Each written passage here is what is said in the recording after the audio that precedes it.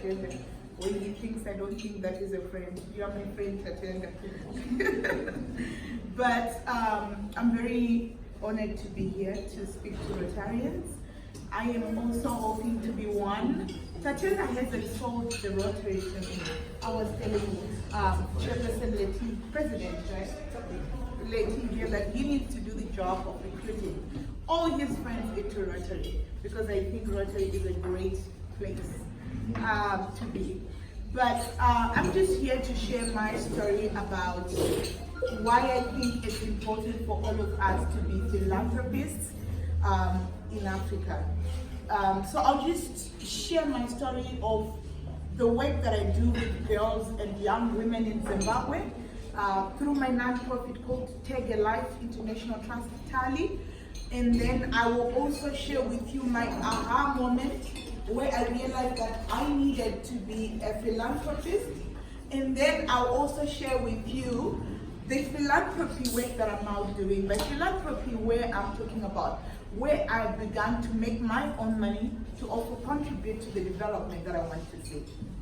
So it starts in the rural setup in Shurubi, where I am born. My father dies when my mom is pregnant with me, and I never get to see my dad. I'm the eighth born in a family of 8, and my mother has to fight very hard and to support all of us and send all of us to school. And I just get to be one of the kids that are lucky to come from a community, from a family whose single parent with my mother believes so much in education that it wasn't an option. We would travel kilometers to school with shoes or without shoes in the rural community, but to make sure that we went to school. And I was privileged and also lucky to pass my O-levels. That transformed my life. And then I came to the city. And then in the city, but also in the rural community, I saw a lot of injustice. Though we didn't have stuff in my household, my mother was very clear that education was important. It was a decent household. But I was surrounded by friends and community whose kids didn't go to school, whose parents were not serious about education, who could go to school when they wanted, when they didn't want, and sometimes where they couldn't afford going to school. So I also grew up seeing a lot of injustice around the girl child. Injustice from the communities, from their own families, some kids going to school, others not going to school, some getting married young, others being impregnated, others also getting, heated by the teachers, like teachers approaching school kids to date them. And also some of my girlfriends also getting into relationships where they then ceased to focus on their education. And in that moment, I felt like there should have been a program that would assist girls to focus on their education, to say, you are dating this boy today, he's gonna be nothing in the next 4 years because you're not gonna know about each other. But in that moment, a girl's life would have transformed because some of them got pregnant. But also, I felt like there should have been a program that would train the boys in my school to respect girls, to realize that if you play with somebody's daughter, they're gonna get pregnant, you're affecting their life now. But then that wasn't in my school. But then I went to the city, I did a lot of things. And then at some point I was working for the power company. And my boss asked me, I was taking myself to go to school to do my marketing degree. And then my boss asked me, why do you keep going to school and why do you keep doing what you're doing? And I said, because I want to advance myself. And then he said, but what is your passion? In that moment, I said, I care about girls. I also sing, by the way. I'm a singer, part-time. And I said, I care about girls. What is this? I care about girls. I'm passionate about girls. And then he said, do you know Betty Makon? In that moment, I didn't know who Betty was. And I said, I don't know Betty Makon. And she says, Betty Makon is the wife of my friend, you should connect with her.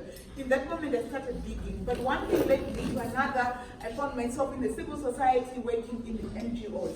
And then I also managed to work for Betty for 1 year. But in that moment, I realized my passion was ignited.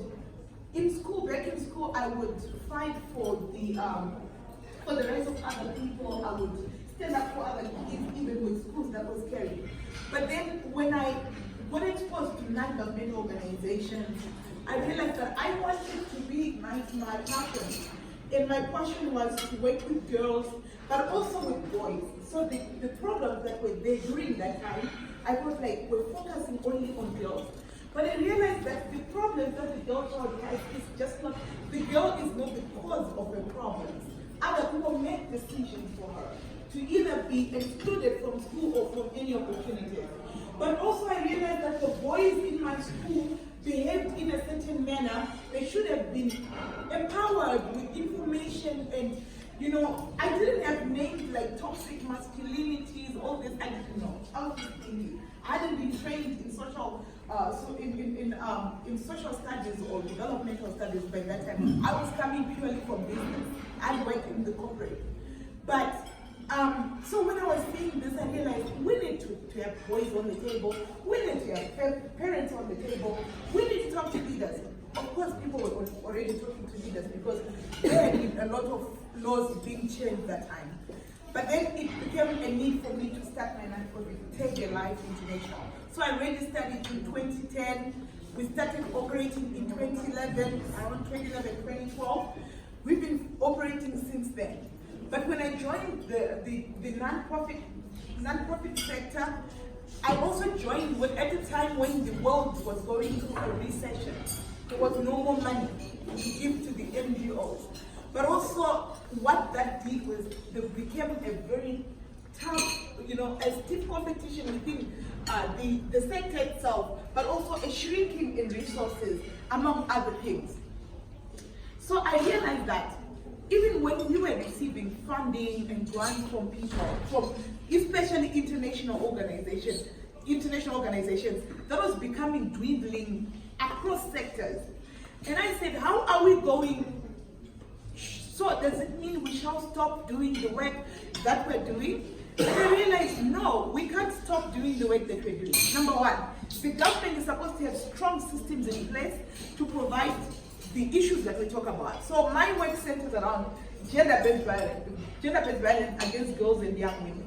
It centers around advancing education. So my nonprofit has been leading the education bill in Zimbabwe. If you may know, there is a whole change around the education bill where we've been pushing for free state-funded basic education. And I'm proud to say my nonprofit contributed a lot. We petitioned the minister, we petitioned the parliament, and parliament responded well. We started the campaign in 2017. But I also realized that girls and young women need access to ICTs, information technologies.